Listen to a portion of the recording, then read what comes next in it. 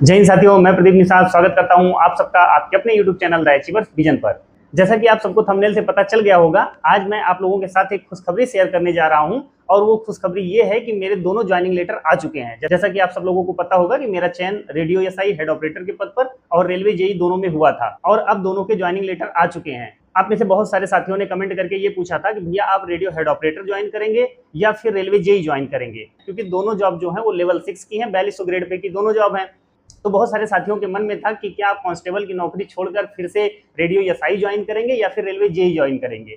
फिलहाल radio SI यानी कि हेड ऑपरेटर और रेलवे जेई दोनों के ज्वाइनिंग लेटर मई में ही आ चुके थे, लेकिन व्यस्तता ज्यादा होने के कारण मैं आप लोगों के साथ ये गुड न्यूज शेयर नहीं कर पाया। तो अब जब थोड़ा समय मिला है तो मैंने कहा क्यों ना अपनी यूट्यूब फैमिली के साथ ये खुशखबरी शेयर की जाए।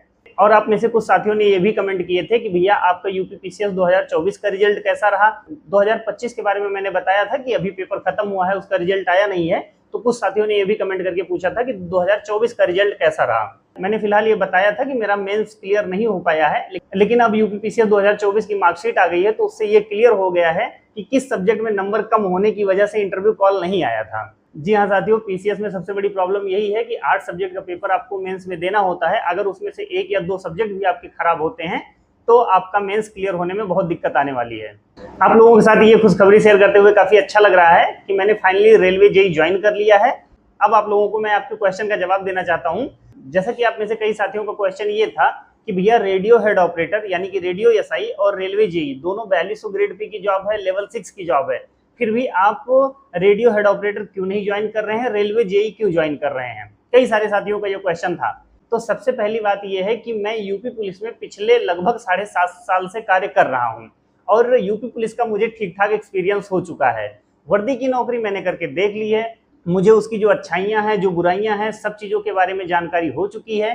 तो radio head operator no doubt level 6 की जॉब है, 4200 ग्रेड पे की जॉब है, आपको अपने जिले के आसपास नौकरी करनी है, ज्यादा दूर नहीं जाना है, सारी अच्छाइयां हैं। और इसमें सबसे बड़ी बात कि आपको ज्यादातर मुख्यालय पर रह के ही काम करना है, यानी कि आप पुलिस लाइन में काम करेंगे और सिटी में ही रहेंगे। तो बहुत सारे बेनिफिट हैं रेडियो हेड ऑपरेटर के। लेकिन आप समझते हैं वर्दी की जॉब है और वर्दी की जॉब में आप 24/7 इंगेज रहते हैं। आपको छुट्टी सिर्फ उतनी ही मिलती है जब आप सीएल पे होते हैं, ईएल पे होते हैं या फिर मेडिकल पे होते हैं। इसके अलावा कोई रेस्ट नहीं है। चुनाव ड्यूटी है, वीआईपी ड्यूटी है, मेला ड्यूटी है और उसके अलावा भी पुलिस में कितनी ड्यूटियां हैं ये आप लोग जानते ही हैं।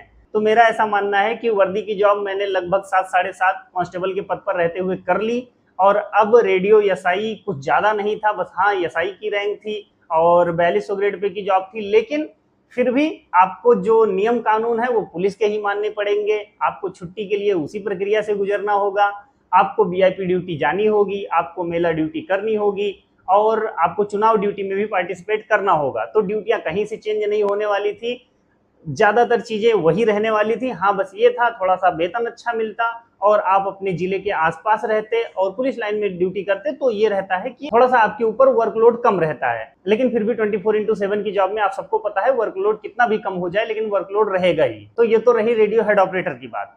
अब बात करते हैं मैंने रेलवे जेई क्यों ज्वाइन किया, उसके पीछे कारण क्या था। सबसे पहली बात, मेरी जो पढ़ाई हुई है वो टेक्निकल बैकग्राउंड से है। मैंने 3 साल डिप्लोमा किया है, बीटेक किया है और मेरी जो तैयारी चली है शुरू में वो जेई के पद के लिए ही चल रही थी। तो एक तरीके से आप कह सकते हैं कि मैंने जो प्रिपरेशन की वो जेई के लिए ही की थी। और फिर जब एक जेई की नौकरी, वो भी रेलवे में जेई की नौकरी लगने पर मुझे खुशी हुई कि चलो जो मेरी लगभग 6 साल की पढ़ाई और लगभग 2-3 साल की प्रिपरेशन थी वो सफल हुई। और पर्सनली मुझे पुलिस की तुलना में टेक्निकल जॉब थोड़ी अच्छी लगती है, इसलिए मैंने रेलवे जेई ज्वाइन कर ली। जैसा कि आपको रेलवे जेई के बारे में पता होगा, ये भी 4200 ग्रेड पे की जॉब है, लेवल 6 की जॉब है और सेंट्रल गवर्नमेंट की जॉब है। तो आपको पता है कि इसमें इंसेंटिव, अलावेंसेस ये सब थोड़े अच्छे होते हैं, आपको सुविधाएं थोड़ी अच्छी मिल जाती हैं। डजेंट मैटर, लेकिन बस बात ये थी मेरे लिए जो सबसे अहम पॉइंट था वो ये था, क्या ये जॉब ज्वाइन करने के बाद मुझे अपनी आगे की तैयारी के लिए समय मिलेगा। जैसा कि आप सबको पता है कि आगे की तैयारी अभी चल रही है और उसके लिए थोड़ा बहुत समय तो चाहिए ही कि कम से कम 3 घंटे 4 घंटे की पढ़ाई नहीं होगी तो आप कोई भी एग्जाम नहीं निकाल पाएंगे। सेम वही चीज मेरे ऊपर भी लागू होती है। तो मेरे दिमाग में ये चीजें थी, नौकरी ऐसी होनी चाहिए जिसमें मैं नौकरी के साथ साथ पढ़ाई भी कर सकूं। जैसा कि आप सबको पता है कि पुलिस की नौकरी में समय नहीं मिलता, वो तो कांस्टेबल की नौकरी थी, उसमें भी बहुत सारा प्रेशर होता था, मेंटल प्रेशर बहुत ज्यादा रहता था। आप ड्यूटी कर रहे हैं और आप मेंटली फ्री कभी नहीं होते हैं। ड्यूटी करने के बाद आपके मन में हमेशा चलता रहता है कि कहीं एक्स्ट्रा ड्यूटी के लिए आपको ना बुला लिया जाए। तो बहुत ही कॉम्प्लिकेटेड चीज़ें रही हैं, लेकिन फिर भी चलिए ठीक है, अंत भला तो सब भला।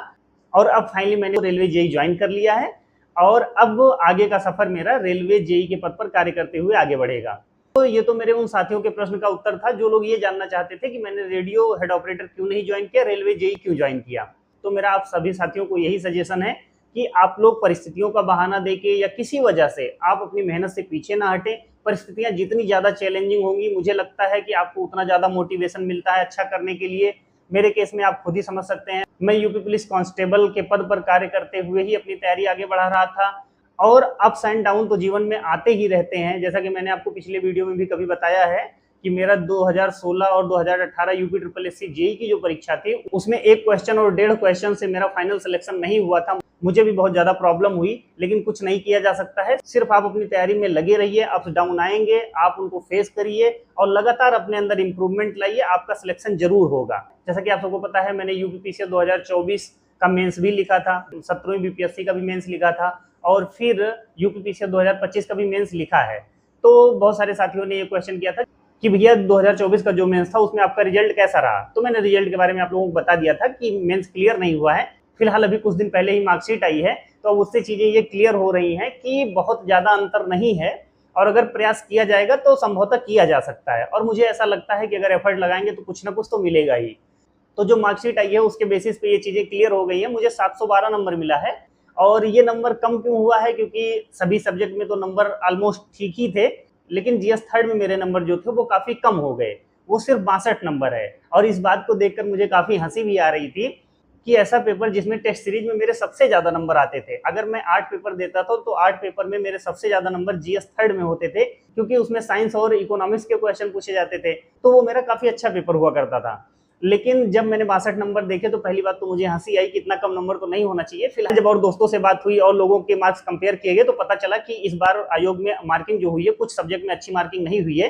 तो वो तो अपने हाथ में नहीं है, आयोग की मर्जी है, जो कर पाए वो कर ले। किसी को ज्यादातर पेपर में 90 से 100 के बीच में नंबर, 100 प्लस नंबर दे रहे हैं और एक पेपर में 31 नंबर दे रहे हैं, किसी को 40 नंबर दे रहे हैं, 1-2 पेपर में वो लोग नंबर कम कर ही दिए हैं।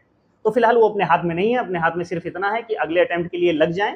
तो ये तो यूपीपीसीएस 2024 की कहानी रही कि ज्यादातर पेपर में नंबर अच्छे हैं। खासतौर से पेपर 6 का नंबर देख के मुझे काफी खुशी हुई कि उसमें 116 नंबर मिले हैं। ऐसे ही ज्यादातर सब्जेक्ट में नंबर अच्छे हैं, लेकिन पेपर थर्ड जो है उसमें नंबर कम कर दिए हैं, 62 नंबर दिए हैं, जो मुझे कहीं से नहीं लगता कि मुझे 62 नंबर मिलने चाहिए थे। इसमें कम से कम मुझे 100 नंबर मिलने चाहिए थे, और अगर 100 नंबर वही मिल जाते तो आप मान के चलिए तो इंटरव्यू कॉल 100% आती। लेकिन ठीक है, अब अगला अटेम्प्ट 2025 का दिया गया है, देखते हैं उसमें क्या होता है।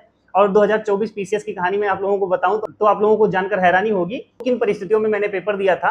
जैसे कि आप सबको पता है, मेरा radio head operator, railway JE और उसके बाद बिहार पीसीएस, यूपी पीसीएस, ये चारों पेपर कंटिन्यू लगे हुए थे। मैंने 22 अप्रैल को रेलवे जेई सीबीटी 2 दिया था, 25 अप्रैल से मेरा बिहार पीसीएस मेंस का पेपर था, 25 से 30 अप्रैल तक, और फिर उसके बाद 28 मई 2025 को मेरा रेडियो हेड ऑपरेटर का रनिंग था। और 28 मई के बाद मुझे लगभग 1 महीने का ही समय मिला था, क्योंकि 29 जून से लेकर 2 जुलाई 2025 तक पीसीएस मेंस का पेपर था, यही 2024 वाला पेपर। तो ये बहुत ही ज़्यादा हैक्टिक शेड्यूल था। टेक्निकल पढ़ के पहले जेई का पेपर देना, बहुत कम समय मिला टेक्निकल के लिए मुझे, लगभग 1 हफ्ते भी नहीं मैं पढ़ पाया था।